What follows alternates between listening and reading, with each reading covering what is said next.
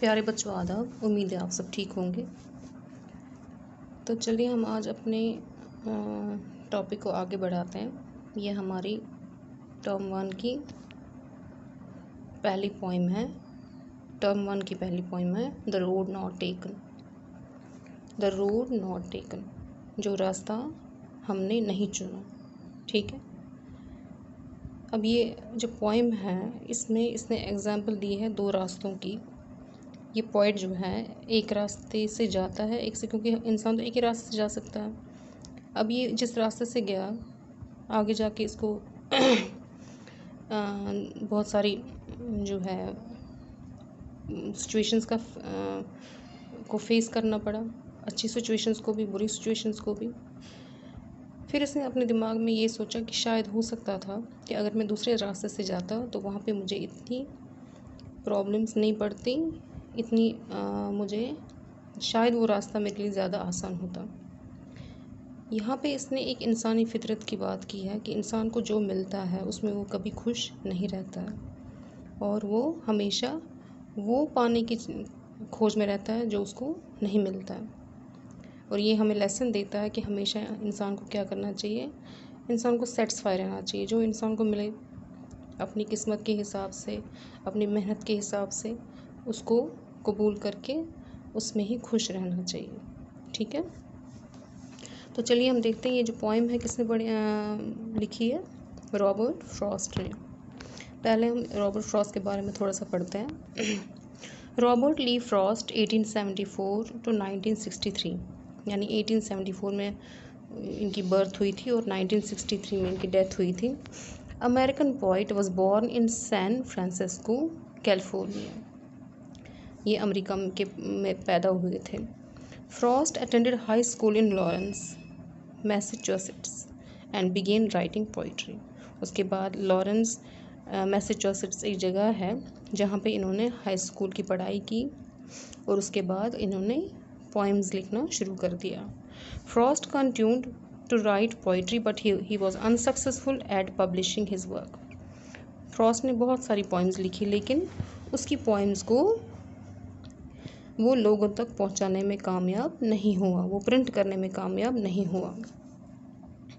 Seeking better literary opportunities the Frost sold their farm and moved to England in 1912।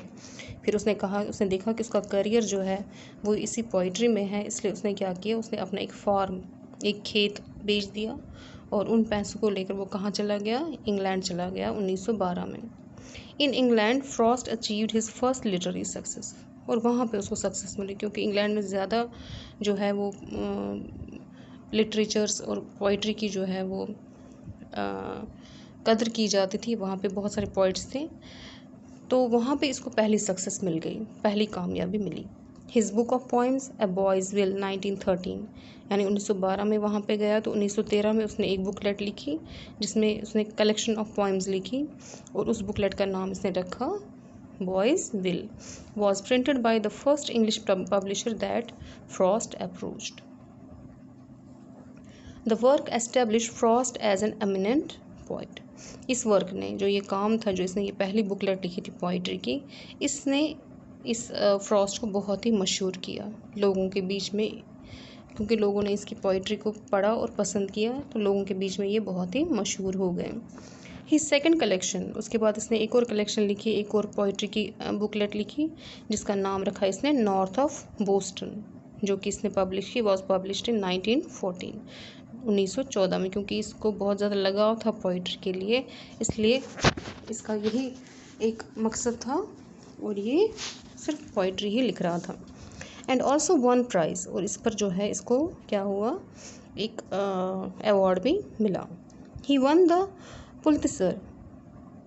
Pulitzer prize in poetry 4 times, और एक price है Pulitzer जो इसको 4 बार दिया गया।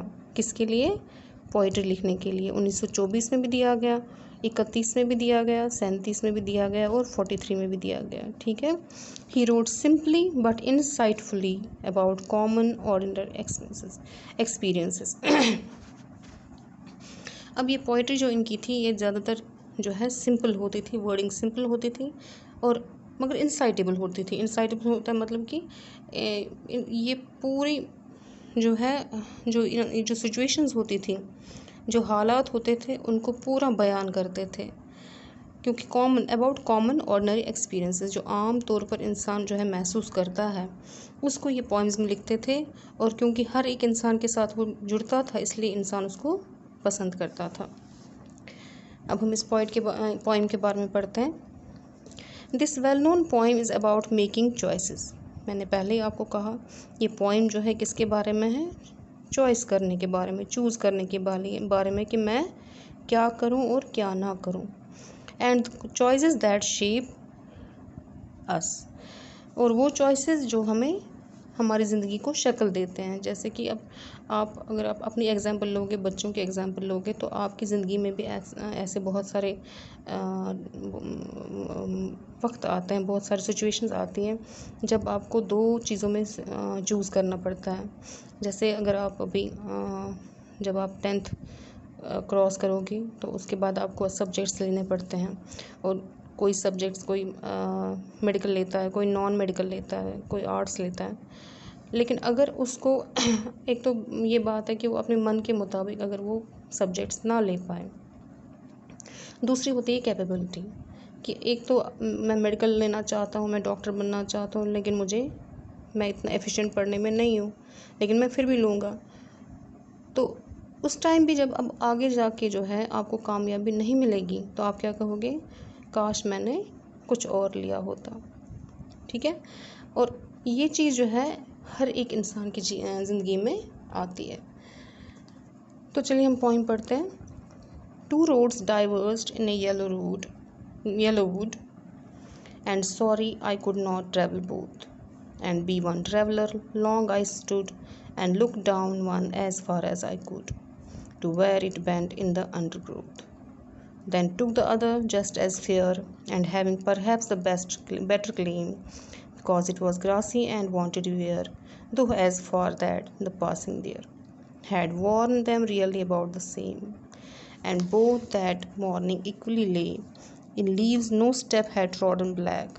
Oh, I kept the first for another day, yet knowing how way leads on to way.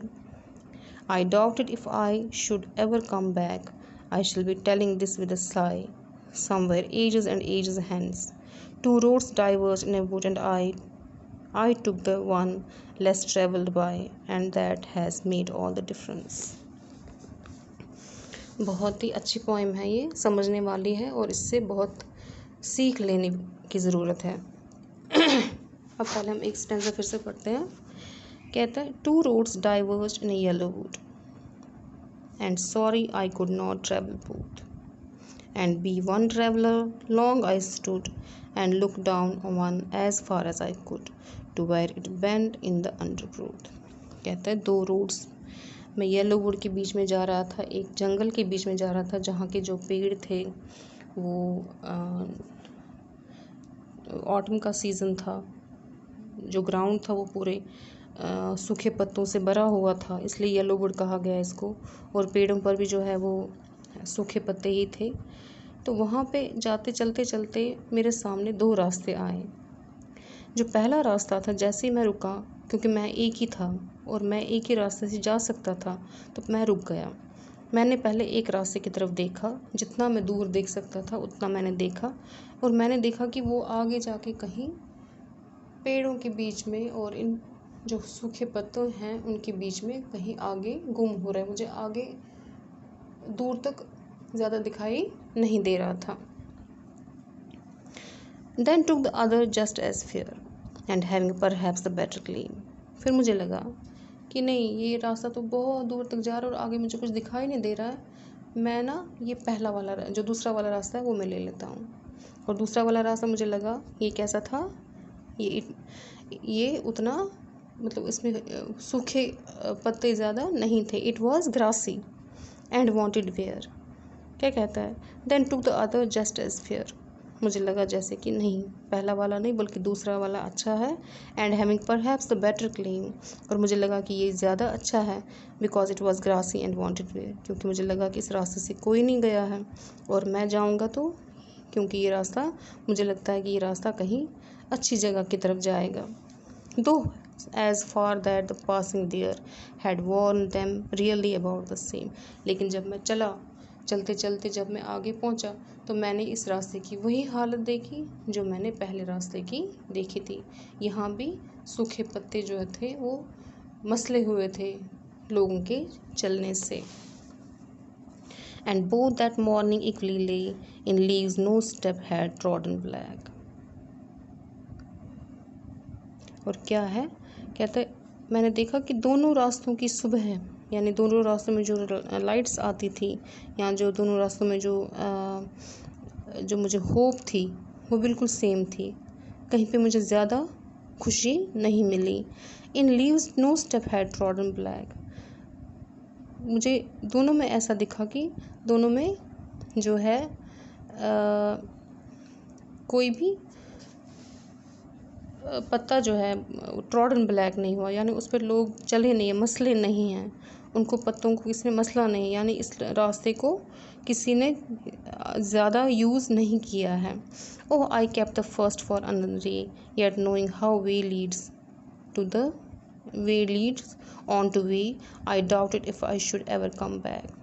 क्या कहा इसने कहा कि जैसे मैं आगे चलता रहा तो मुझे लगा नहीं, ये रास्ता जो है वैसा ही है, कैसा जैसा आमतौर पर रास्ता होता है। मुझे तो इसमें कुछ ज़्यादा अच्छा नहीं लगा। हाँ, मुझे लगा कि इसमें जो पत्ते हैं या इसमें जो रास्ता है वो ज़्यादा लोगों ने यूज़ नहीं किया है। और अब मुझे ऐसा लग रहा था कि शायद मैंने गलती की। और अब मैंने अंदर से क्या कहा, अच्छा चलो ठीक है, अब मैं जो पहला वाला रास्ता है जहाँ से मैं नहीं गया वहाँ मैं किसी और दिन जाऊँगा। लेकिन फिर भी मैं जानता था कि मैं ऐसा नहीं कर पाऊँगा, क्योंकि मैं इस रास्ते से कभी वापस नहीं आऊँगा और कभी दूसरे रास्ते से फिर चला नहीं जाऊँगा। यानी इंसान को दुनिया में ज़िंदगी में एक ही चांस मिलता है, एक ही मौका मिलता है, बार बार मौका नहीं मिलता है। एक ही बार इंसान को चॉइस करनी पड़ती है। ऐसा नहीं कि आज चॉइस की और वो कल ख़त्म की और कल फिर दूसरी चॉइस की। इसलिए इंसान को हमेशा सोच समझ के पूरे हालात और पूरी सिचुएशन को देखकर फ़ैसला लेना चाहिए। I shall be telling this with a sigh. और एक दिन ऐसा आएगा, जैसे कि आम इंसान की फितरत है। इंसान की फितरत यही है कि इंसान जो है कभी खुश नहीं रहता है, किसी भी हालात में खुश नहीं रहता है।